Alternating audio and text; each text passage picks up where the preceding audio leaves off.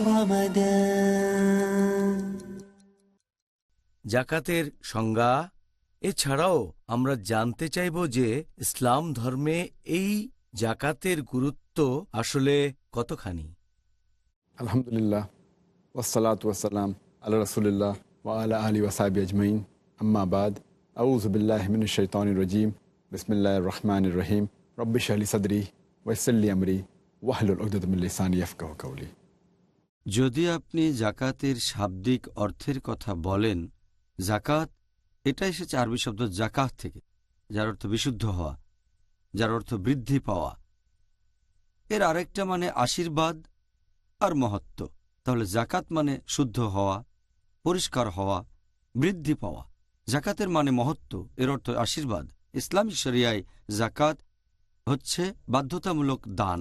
মুসলিমদের মধ্যে যাদের আছে কোনো সঞ্চয় বা উদ্বৃত্ত সম্পদ যদি নিসাব লেভেল পর্যন্ত থাকে বা তার উপরে, আর সেই সম্পদ যদি পুরো একটা হিজরি বছর তার কাছে থাকে, তাহলে সে জাকাত দেবে সেই উদ্বৃত্ত সম্পদের, এবং সেটা দিতে হবে 2.5%। এ হলো ইসলামিক শরিয়া অনুযায়ী জাকাতের অর্থ।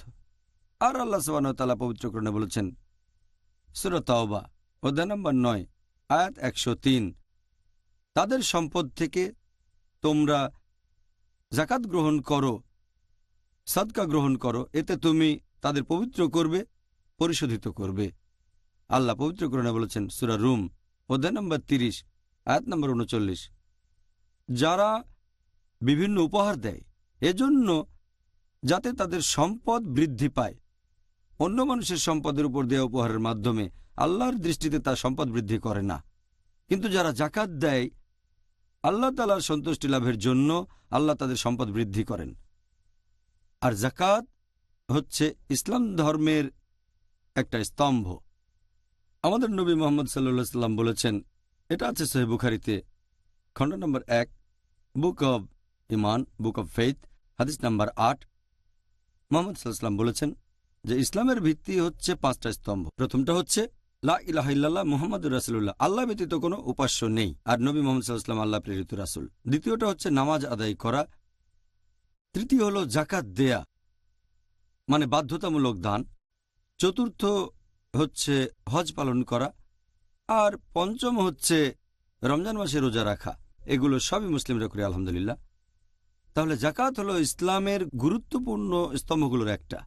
জাকাত সম্পর্কে কোরআন হাদিসে বলা হয়েছে যে কিভাবে জাকাত দিতে হবে। অনেক হাদিস আছে, ইসলামে এটার গুরুত্ব অনেক বেশি। আল্লাহ বলেছেন সূরা আনফাল অধ্যায় নম্বর 8 আয়াত 3 ও 4, জাকাত হলো ঈমানের নিদর্শন। বলা হয়েছে তারাই প্রকৃত মুমিন, যারা নামাজ কায়েম করে আর জাকাত দেয় তারাই হলো প্রকৃত বিশ্বাসী। তার মানে জাকাত হচ্ছে প্রকৃত ঈমানের নিদর্শন। আমাদের নবী মুহাম্মদ সাল্লাল্লাহু আলাইহি সাল্লাম বলেছেন, এটা উল্লেখ আছে সহিহ মুসলিমে খণ্ড নম্বর 4 হাদিস নম্বর 6264।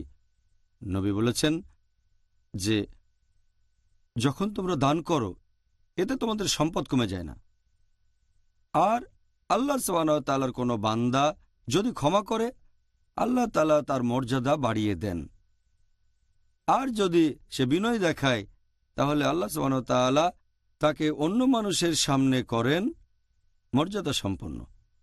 তাহলে দান করলে সম্পদ কমে যায় না, আসলে সম্পদ বেড়ে যায়। আর জাকাত দিলে মুসলিম উম্মার মধ্যে একতা এবং ভ্রাতৃত্ববোধ সৃষ্টি হয়। পুরো পৃথিবী জুড়ে মুসলিম উম্মা তখন হয়ে যায় একটা পরিবার, একে অন্যের কথা চিন্তা করে।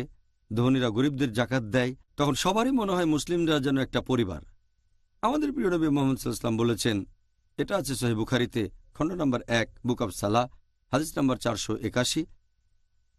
মুহাম্মদ সাল্লাল্লাহু আলাইহি সাল্লাম বলেছেন যে একজন বিশ্বাসীর কাছে আরেকজন বিশ্বাসী হচ্ছে দেয়ালে বসানো ইটের মতো। দেয়ালে বসানো ইটের মতো একে অন্যকে সাহায্য করে। তিনি তার দুটো হাত এভাবে ধরলেন বোঝানোর জন্য, এইভাবে। তাহলে এতে করে মুসলিম উম্মাহ একতাবদ্ধ হয়। আর পবিত্র কোরআনের একটা আয়াতে জাকাত নিয়ে সংক্ষেপে বলা হয়েছে। পবিত্র কোরআনের সূরা হাশর অধ্যায় নম্বর 59 আয়াত নম্বর 7 জাকাতের কথা বলছে যে এর কারণে সম্পদ কেবল ধনীদের মধ্যে আবর্তিত হয় না। তাহলে এটা ইসলাম ধর্ম অনুযায়ী একটা অর্থনৈতিক সমাধান, জাকাত।